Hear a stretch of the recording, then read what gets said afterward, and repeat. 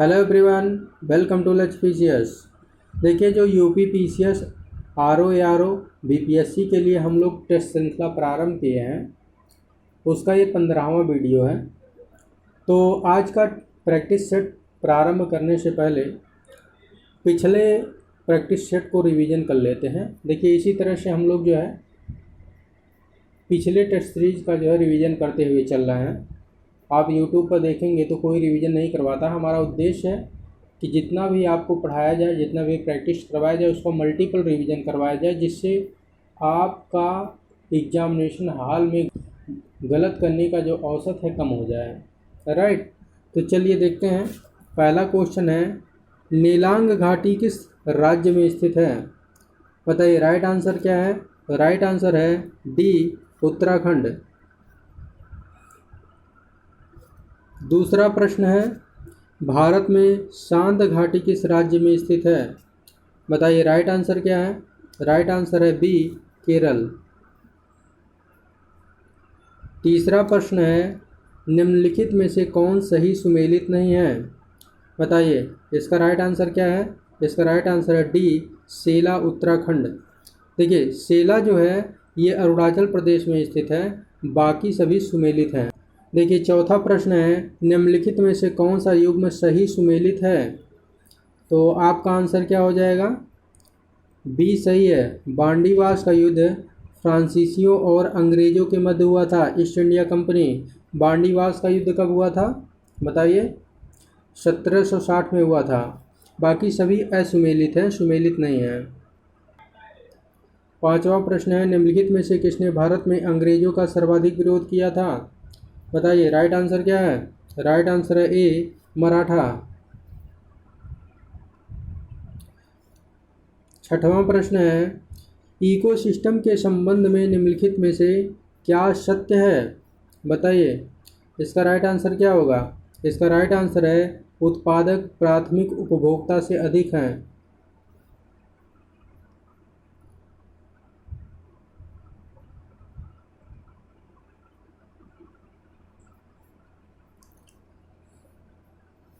सातवां प्रश्न है, निम्नलिखित में से कौन एक पारिस्थितिकी तंत्र पृथ्वी के सर्वाधिक क्षेत्र पर फैला हुआ है?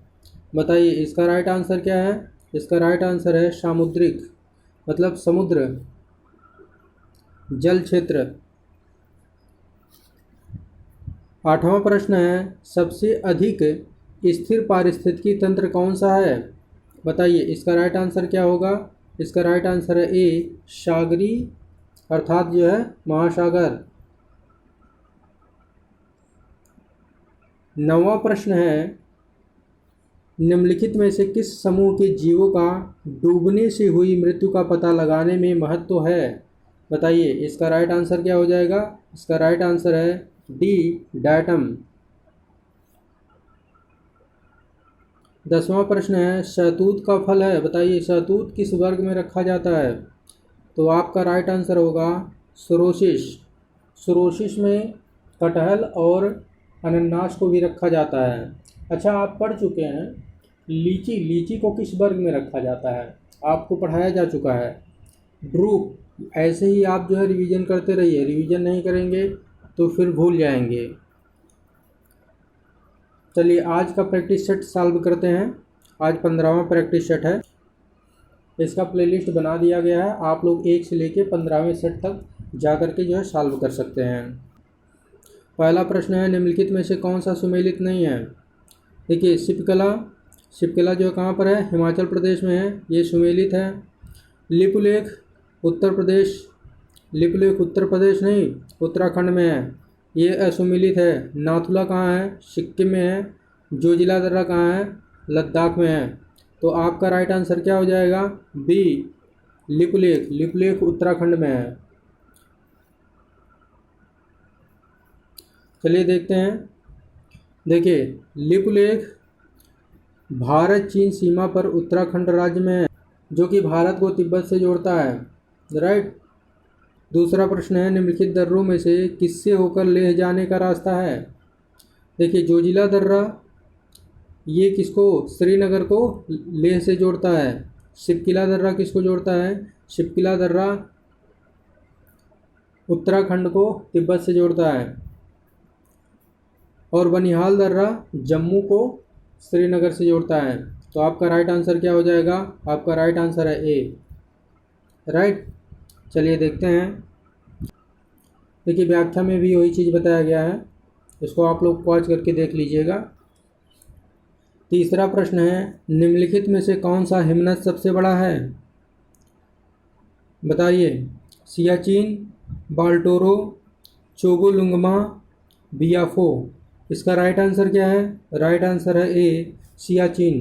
देखिए सियाचिन हिमनद सबसे बड़ा है, जो कि 76.64 किलोमीटर बड़ा है। राइट।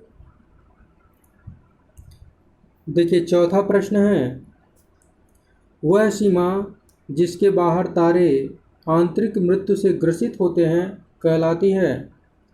बताइए। ऑप्शन है चंद्रशेखर सीमा, एडिंगटन सीमा, हायल सीमा, फाउलेर सीमा।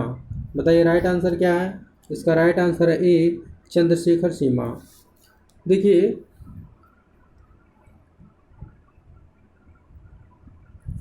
देखिए भारतीय भौतिकविद सुब्रमण्यम चंद्रशेखर ने 1930 में 1.44 सौरीय द्रव्यमान की एक सीमा को निश्चित किया था, जिसके नीचे के द्रव्यमान को श्वेत बावन और उसके ऊपर के द्रव्यमान को ब्लैक होल, जिसे श्याम बीवर के नाम से भी जाना जाता है या न्यूट्रॉन स्टार के नाम से जाना जाता है, कहा जाता है। मतलब कुल मिलाकर के 1.44 सौरीय द्रव्यमान से यदि अधिक द्रव्यमान है तो उसे क्या कहेंगे? ब्लैक होल या न्यूट्रॉन स्टार कहेंगे, और उससे कम द्रव्यमान है तो श्वेत बावन कहा जाएगा। राइट। ये जो 1.44 सौरीय द्रव्यमान है, ये नोवा या सुपरनोवा विस्फोट के बाद बचे अवशेष के तारे के द्रव्यमान से सुनिश्चित होता है। राइट।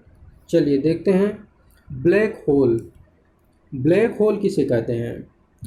आप सभी लोग जानते हैं ब्लैक होल में उच्च गुरुत्वाकर्षण होता है, जिसकी वजह से ब्लैक होल की तरफ यदि कोई पदार्थ जाता है या ब्लैक होल में यहाँ तक कि प्रकाश का एक किरण भी भेजा जाता है तो वो उसे जो है अवशोषित कर लेता है, क्योंकि वहाँ पर प्रबल गुरुत्वाकर्षण होता है।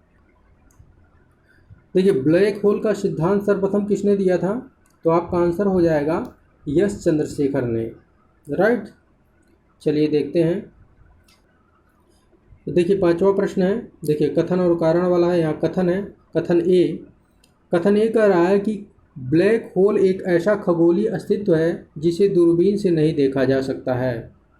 बताइए सही है? बिल्कुल ये सही है। कारण आर देखते हैं। कृष्ण छिद्र, जिसे ब्लैक होल आप कहते हैं, पर गुरुत्वीय क्षेत्र इतना प्रबल होता है कि यह प्रकाश को भी बच निकलने नहीं देता है। बिल्कुल ये भी सही है। तो बताइए आपका आंसर क्या होगा? ए और आर दोनों सही हैं, और इसकी जो है व्याख्या भी कर रहा है। क्यों व्याख्या कर रहा है?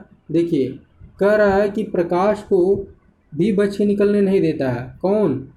ब्लैक होल, जिसकी वजह से हम ब्लैक होल को दूरबीन से देख नहीं सकते हैं। राइट। चलिए इसका आंसर क्या हो जाएगा? इसका आंसर आपका ए हो जाएगा। ए तथा आर दोनों सही हैं, आर ए की व्याख्या करता है। राइट।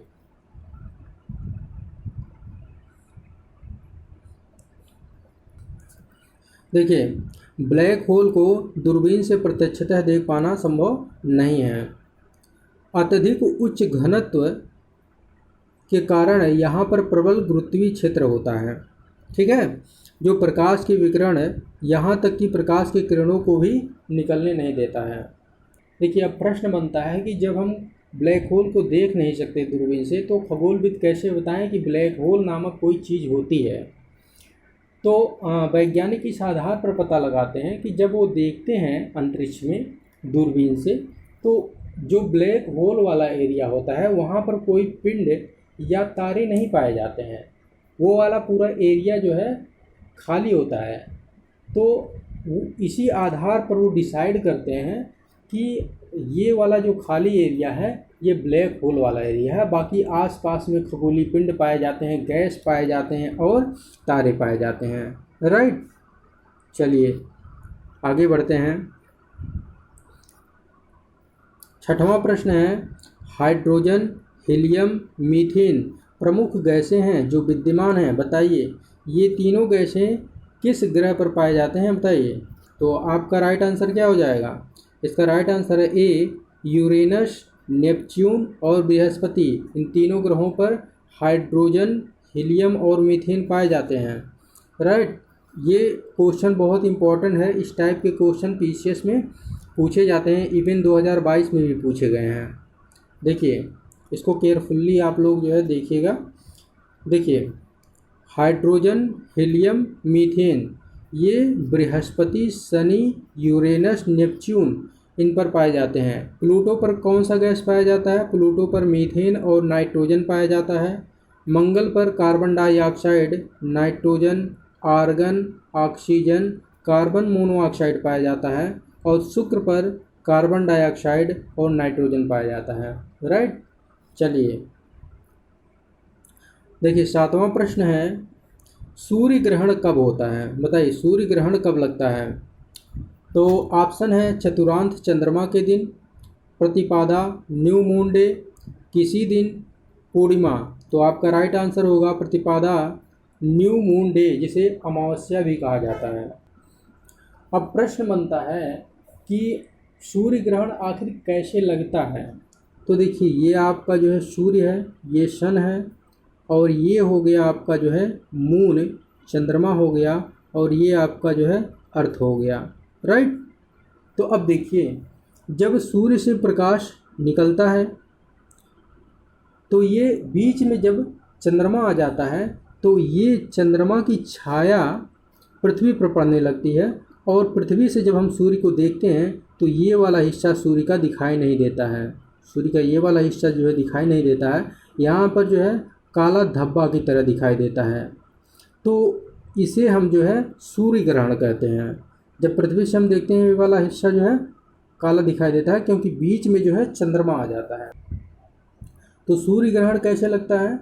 जब सूर्य और पृथ्वी के बीच में चंद्रमा आ जाता है तो सूर्य ग्रहण लगता है। अब प्रश्न बनता है कि चंद्र ग्रहण कैसे लगता है। तो देखिए ये आपका सूर्य हो गया, ये सन हो गया, यहाँ पर जो है अर्थ आ जाती है, चंद्रमा और सूर्य के बीच में अर्थ आ जाती है।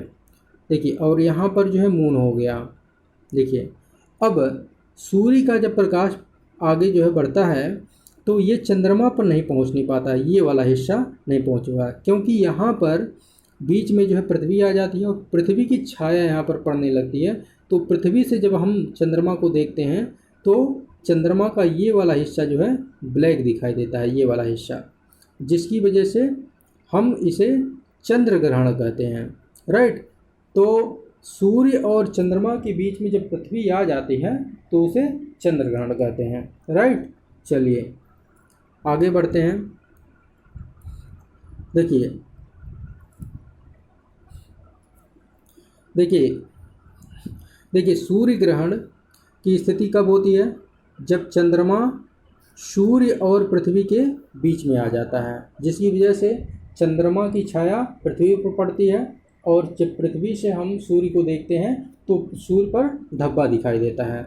और ये कब लगता है? तो ये न्यू मून डे या अमावस्या को लगता है।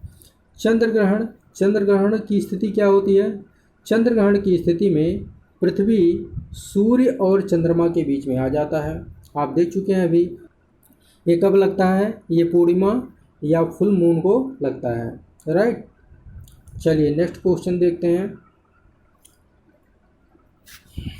8वां प्रश्न है, मेघालय का पठार भाग है, बताइए मेघालय का पठार जो है वो किसका हिस्सा है? ऑप्शन है हिमालय श्रेणी का, प्रायद्वीपीय खंड का, पूर्वी घाट पर्वतों का, सतपुड़ा श्रेणी का। तो इसका राइट आंसर क्या हो जाएगा? राइट आंसर है प्रायद्वीपीय खंड का। देखिए मेघालय का पठार प्रायद्वीपीय पठार का ही विस्तार है, लेकिन मालदा गैप नामक एक भ्रंश है जो कि इसे प्रायद्वीपीय भाग से अलग कर देता है। राइट, चलिए देखते हैं। 9वां प्रश्न है, छोटा नागपुर का सर्वाधिक घना बसा जिला धनबाद क्यों है? बताइए क्या कारण है कि छोटा नागपुर का धनबाद जिला सर्वाधिक घना बसा है? ऑप्शन है उपजाऊ मिट्टी तथा दामोदर से निकाली गई नहरों द्वारा सिंचाई की सुविधा। बी है कोयला, लोहा, अभ्रक, तांबा इत्यादि का पाया जाना। सी है खनन उद्योग का विकास तथा औद्योगिकरण। डी है उपरोक्त सभी। बताइए राइट आंसर क्या है? तो राइट आंसर है सी, खनन उद्योग का विकास और औद्योगिकरण। देखिए धनबाद जिला जो है ये कोयला खनन और औद्योगिक संस्थापन के कारण जाना जाता है। धनबाद में लाल मिट्टी व्यापक क्षेत्र में पाई जाती है जो कृषि के लिए उपयोगी नहीं होती है। कोयला, लोहा, अभ्रक, तांबा इत्यादि का पाया जाना जनसंख्या संकेंद्रण का कारण नहीं हो सकता है। तो जनसंख्या संकेंद्रण का कारण क्या है? कोयला खनन और औद्योगिकरण।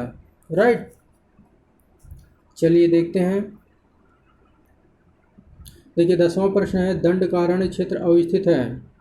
ऑप्शन है छत्तीसगढ़ एवं मध्य प्रदेश, छत्तीसगढ़ और उड़ीसा, झारखंड एवं उड़ीसा, आंध्र प्रदेश एवं झारखंड।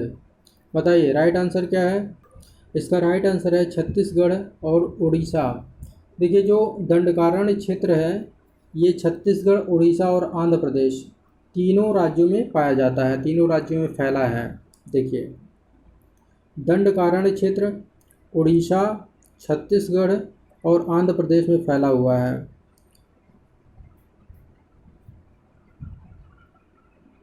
यह प्रश्न आप लोगों के लिए है, इसका आंसर आप लोगों को कमेंट बॉक्स में देना है। मिलते हैं नेक्स्ट वीडियो में, तब तक के लिए जय हिंद, जय भारत।